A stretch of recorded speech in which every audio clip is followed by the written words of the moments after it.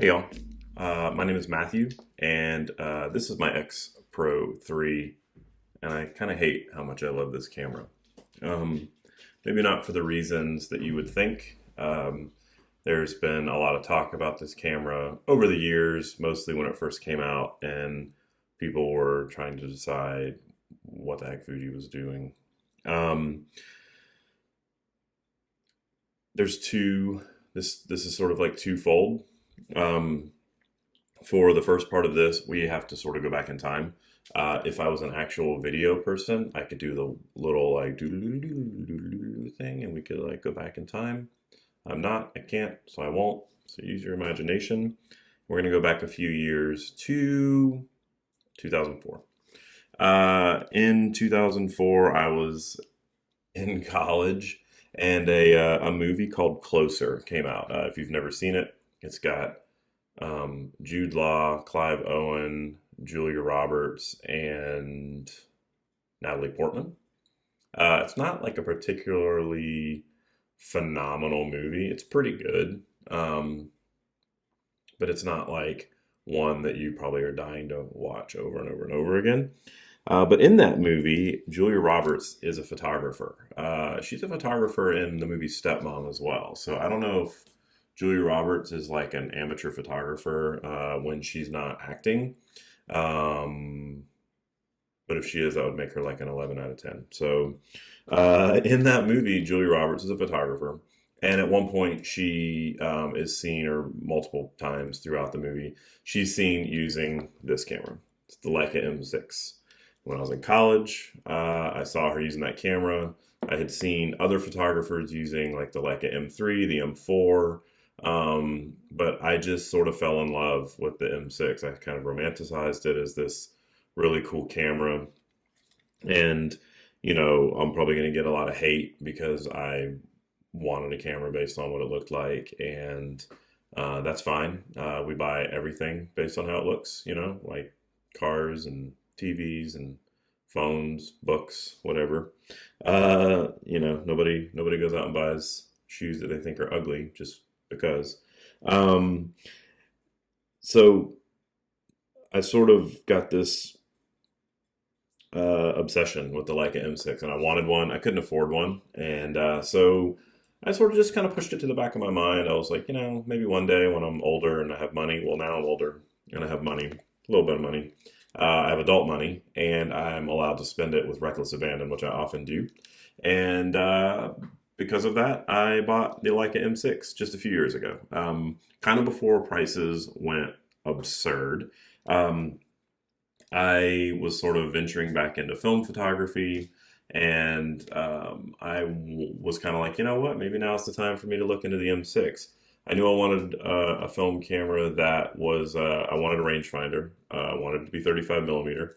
I wanted it to have a built-in light meter, but also be fully functional without batteries, or in the event that the electronics failed and I either couldn't afford to get them fixed or they were beyond repair.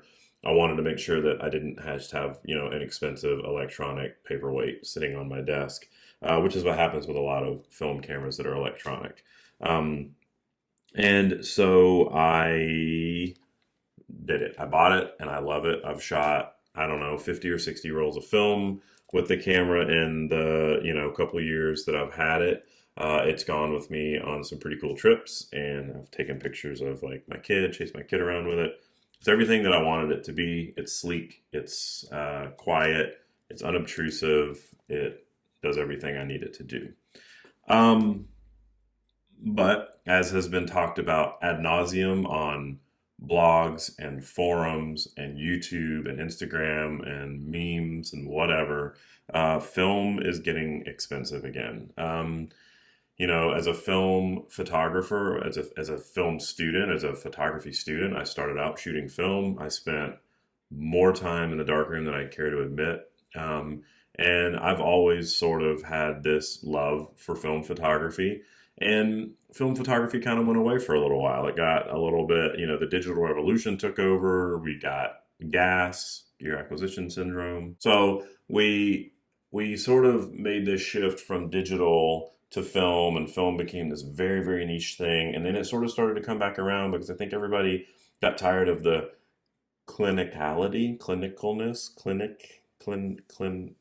the clinical nature of digital photography. Digital photography got too good. It's too perfect, it's too clean, and too sharp. And so we started making this shift back to film photography. And you'd think that Kodak would be like, holy shit, we did it. We're going to sell a bunch of film. Let's like start doing this thing again. And instead they were like, F you guys, we're going to charge $1,000 a roll. It's not $1,000 a roll. It's expensive though, and it's getting more expensive. It's sort of going the opposite direction. And I understand there's supply and demand. I'm not an economist. I'm not really that smart with money, a la M6, when I probably could have, like, you know, paid off a small chunk of my auto loan or something. But it seems like we're sort of going backwards. And I don't know if you guys watch American Idol. I love American Idol. It's like my guilty pleasure. I go on YouTube and I watch the auditions, and like I cry because they all have these like stories, right? And I'm a mess. So I go and I watch him. Ian Tongi, he's the guy that won this year. Super cool kid from Hawaii, and he talked about in his audition that he moved from Hawaii to the mainland, like up in Portland or Seattle or something like that. And they're like, oh my God, why on earth would you leave the island? He's like, I got priced out of paradise, man. And I feel like that's where we're at with film. We're getting sort of priced out of paradise. So it's a really, really long way for me to say that I picked up the Fuji XPro3 because I wanted the most Leica M6 shooting experience that I could get in a digital camera that wasn't a digital Leica. I can't afford a digital Leica. Like, I'm reckless with my money, but I'm not that. I don't want to be homeless. Like, I can't live inside of a camera. And so, like, I had to find something. I wanted to find something. As I was like perusing the internet, looking for the M6 experience in a digital camera, the X Pro lineup, just in general, kept coming up. The X-Pro1 is like this cult classic. It's got this cult following. Now the X-Pro2 also has that in a way. And then the X-Pro3, which is, people either seem to love it or hate it. The biggest point of contention, if you're not familiar, is the back screen. It's got the weird little like filmy block thing. I think it's kind of cool. I don't know. Like, it doesn't bother me. I like that it gives me the sort of analog experience with the clicky dials up top and the clicky dial around the aperture ring, and it gives me the exposure compensation dial. And I kind of like too that this is flipped backwards. So when I'm shooting, I'm not immediately looking at a screen. It's just sort of just shooting and doing my thing. And then when I get back to my house or my hotel or my Airbnb or my campsite or whatever, I can use the terrible Fuji app. The new one's terrible too. They're all terrible. No camera manufacturer makes a good app. Like, that's a hill I'm gonna die on. I don't know why they can't make a good app, but they can't make a good app. But I go back through the app and I can say, you know, oh, I like these pictures, download them to my phone, you know, put my little border on them or whatever, and slap them up on Instagram or send them to friends, or print out with a little Instax printer if I want to like make little prints for people or whatever. And it's done. So it gives me that sort of analog feel where I'm not coming back home and like plopping down in front of a computer and editing these images and making them. And I tried a couple other Fuji cameras along the way. I tried the X-T4, which I really hated. It felt just like a really, really digital camera. And I tried the X-T5, which was supposed to be like a return to photography. But I hated the sensor in that camera. I thought it was really, really clinical and overly sharp and produced just a very digital feel, in my opinion. I know, like, I'm probably going to get blasted in the comments, and that's fine. I won't get any comments anyway, so it doesn't matter. And so I don't know, like, I went back to the X-Pro3 and I really love it. And I love it so much, and it gives me so much of that experience when I'm shooting with it. I've got it paired up for the most part with the 23mm f2. This whole kit is weather resistant.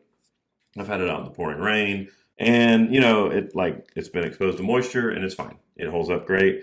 The 23mm f2 is a great little lens. It's small, it's compact, it's quiet, it's fast. F2 is fast enough for anything I would ever want to do with it, and it's just a good lens, and it's predictable, and I like that. So, and it's got the 35mm equivalent field of view, which is what is on my Leica M6. And I've had various 35mm lenses over the time that I've had this camera. Right now, it's the Voigtlander 35mm f1.4 version 2, the Nocton, which is, there's stuff about that on the internet if you want to know.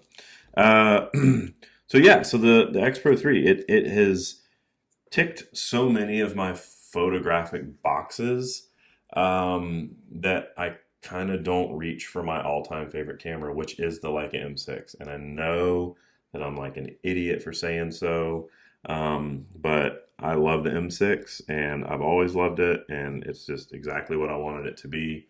And it's still exactly what I want it to be. But with film being like $15+ a roll plus developing and all that, and scanning, and if I was going to do it myself, there's a lot of time.